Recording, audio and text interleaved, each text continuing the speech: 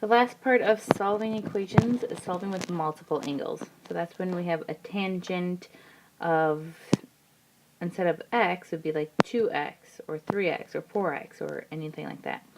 It's the same way that we have been solving for angles, but it's just one extra step. The first thing that you have to think about is when you're solving these problems, is it solving it in one interval or is it going to be an answer with an equation? So it's telling you to solve in the interval, so between 0 and 2 pi. So the first thing you want to do is get the cosecant by itself.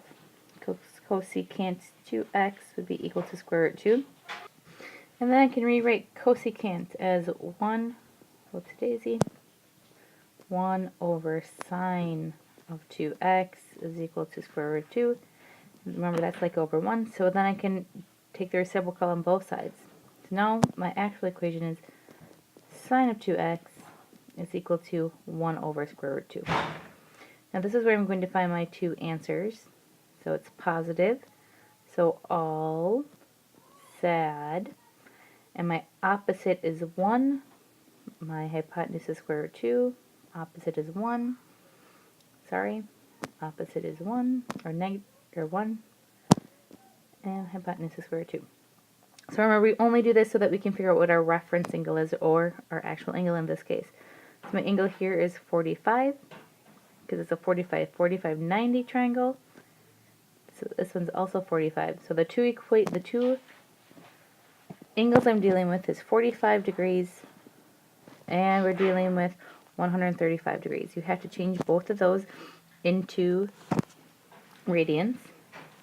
So I have pi over 4, and I also have 3 pi over 4. But remember now, this is going to be equal to 2x. Because when I'm solving this, this was equal to whatever in this location right here. So typically it has just been x, but in this case this is equal to 2x. So when we are solving for an interval, that means we actually have to do two separate things for my answer. Since there's a 2 there, that means I went around the circle 2 times. So I have to take one of my answers, so pi over 4, and add 2 pi. I have to add one full circle. So I can find my common denominator if I wanted to. So I have 4 pi plus 2 pi is the same thing as 8 pi over 4. So another answer that I have here is 9 pi over 4. So I'm going to add that to my list of answers, 9 pi over 4. My other answer was 3 pi over 4. And again, 2 times means I went around the circle twice, so I have to add 1 2 pi. I get that's the same thing as 8 over 4. So then I have 8 pi plus 3 pi would give me 11 pi over 4. So that's one added bonus that I have to do when I'm solving for my answer. But that's actually not my complete answer yet. Now again, those 4 answers are equal to 2 pi. So I still want to get x completely by itself. So when I get x completely by itself, that means I have to get rid of this 2. This says 2 times, the opposite of multiplying would be dividing. However, I can also multiply by the reciprocal. So I'm going to multiply this side by 2. That means I'm going to multiply each one of my answers by 2. So my final answer would be x is equal to, if I multiply each one of those by 1/2, I have pi over 8. When I multiply that first one by 1/2, I have 3 pi over 8. I have 9 pi over 8. And my last answer would be 11 pi over 8. So these are my 4 answers for this. I have 4 answers because I went around the circle 2 times. Deuce.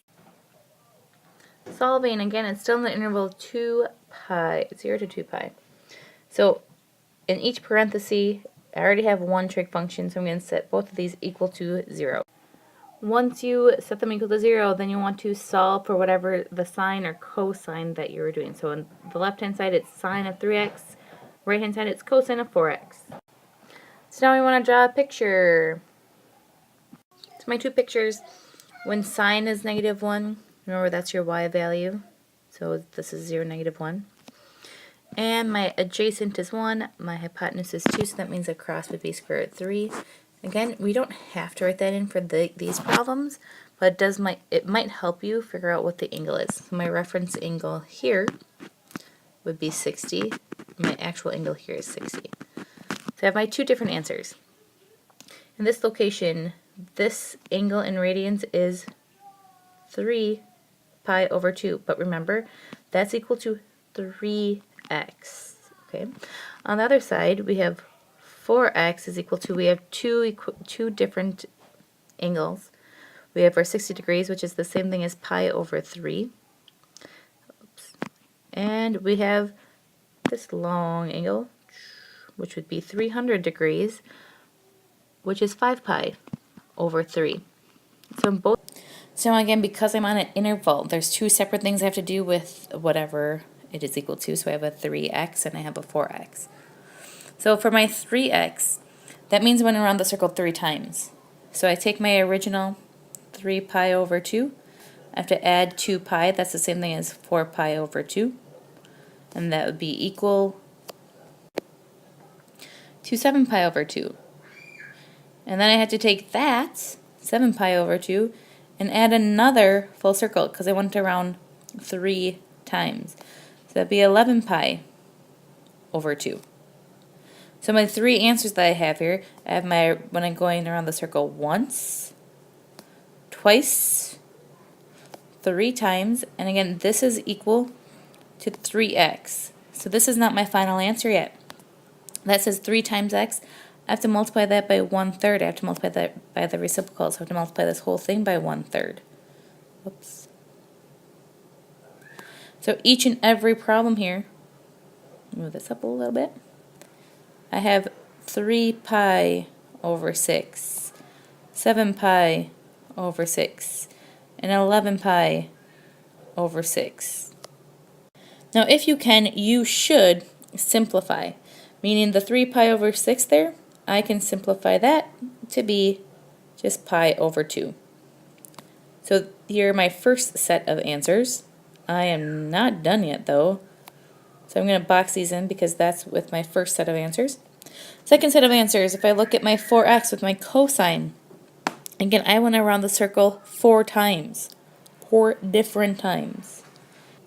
So I have to take these two answers that I have, that's the first time, and then I have to find the second, third, and fourth. So let's get to it now.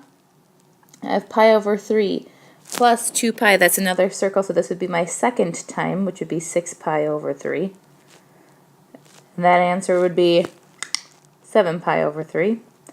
And you take that one and you add 6 pi again. So this would be my third time. So that's going to be 13 pi over 3. And then you do it again. And you get 17 pi over 3. Because you add another 6 pi. So if you're looking at this, I have my first time around the circle, second time around the circle, third time, and fourth time around the circle. You have to do that for each answer. So you take my 5 pi over 3, add 1 circle, you get 11 pi over 3, add another circle, so add another 6 pi over 3, you get 17 pi over 3, and you add another circle, so you add another 6 to that, and you get 23 pi over 3. So let's write it all down, all the answers that we have for our cosine. So here's all 8. I have 8 because I had 2 different answers for the cosine, and I went around 4 times. So you should have 4 for each of your answers. Now again, this is equal to 4x. So now my very last step, what I have to do is multiply every one by 1/4. So you want to get rid of this 4 on this side. So if I multiply this whole, for all of my answers by 1/4, I have these answers along with pi over 12, 7 pi over 12, 13 pi over 12, 19 pi over 12, and the rest of them. That's a lot of answers. So you need to have these 3 in the purple and these 8 in the black. Lots of them. So obviously the more times that you go around the circle, the more answers you will have. Now what if we're finding all solutions? I personally think finding all solutions is a little bit easier, only because there's only 1 added step instead of 2 added steps. Because the all solutions means it's already taking care of how many times you go around the circle, positive or negative. So we solve for tangent first. So we add over the x, add over the 1, take the square root, and you're dealing with tangent equals of 2x is equal to positive negative 1. So again, we first solve like normal. Positive negative means you're going to have a triangle in each and every quadrant, which is a little bit nicer, so you don't have to worry about that. Tangent is my opposite over my adjacent. So all of these are 1. This will be -1, -1, and -1. So I need to know my reference angle. So this would be if they're both sides are congruent. This is a 45-degree reference angle. The next thing about this is that you look at your transversals right here, what creates your angles, and you look to see, is it the same distance in between them? So this is 90 degrees, this one's 90 degrees, this one's 90 degrees, and this one's 90 degrees. So that's nice. So I only really have to figure out what this angle is. This is your pi over 4, starting with pi over 4. And remember, you're adding, my rotation here is 90, so if I change 90 degrees into radians, that's the same thing as pi over 2 times n. Remember? However, now this is equal to 2n. Now we don't have to figure out the multiple times we go around the circle because we are going on forever already. But the same thing in like the previous problems, you still have to multiply by 1/2. Now this is the key when you're doing this. Make sure this is in parentheses because you have to multiply this whole thing by 1/2. That means you have to distribute the 1/2 to both of those 2 terms. So my final answer would be pi over 8 plus pi n over 4 is equal to x. That's my very final answer. So again, you only have that 1 extra step right here instead of the 2 extra steps like the 2 previous problems. Same thing we're doing here, we're dealing with sine this time, so add the 3, divide by 4, take the square root on both sides. So we have plus or minus square root of 3 over 2. So we can all draw them all in the same. So here's our triangle. Figure out what your reference angle are. My reference angle straight across from 3 would be like 60. So all of these are going to be reference angle of 60. Remember, you want to check to see if you have the same distance in between each transversal. So the angle in between this would be, if I have 180 minus 120 would give me 60 degrees. And between these two 60-degree angles would be 120. I already see that it's not going to be the same. However, if I split it up to just my positive and just my negative, because when you have all 4 quadrants, typically, but not always, you should be able to still write 2 equations here. So if I check this out, again, these are still going to give me my 60-degree reference angle. In between these 2, right here and right here, is 180. In between these 2 are 180. Same thing here, it's still going to be 180 on both sides. So now I'm dealing with 2 separate angles. So my 2 angles here, on this first one, I'm dealing with this angle right here. So that would be, again, if I would go back, that was my 45, just kidding, 60 degrees. So that's the same thing as pi over 3. Now, again, the distance between here, this rotation is 180. 180 is the same thing as pi n.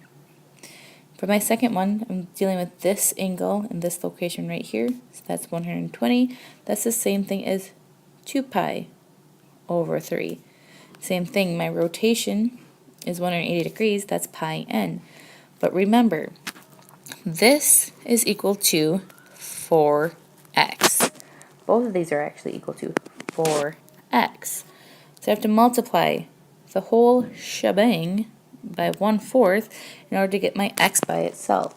When you do that, you have to make sure to distribute to everything on the inside. Do not be greedy. So my first equation answer would be pi over 12 plus pi n over 4 is equal to x. My second equation would be 2 pi over 12, which is the same thing as pi over 6 plus pi n over 4 equals x. So these two equations right here are my final answer. And that's all for solving equations with multiple angles. Thank y'all. Have a great, grand, wonderful day.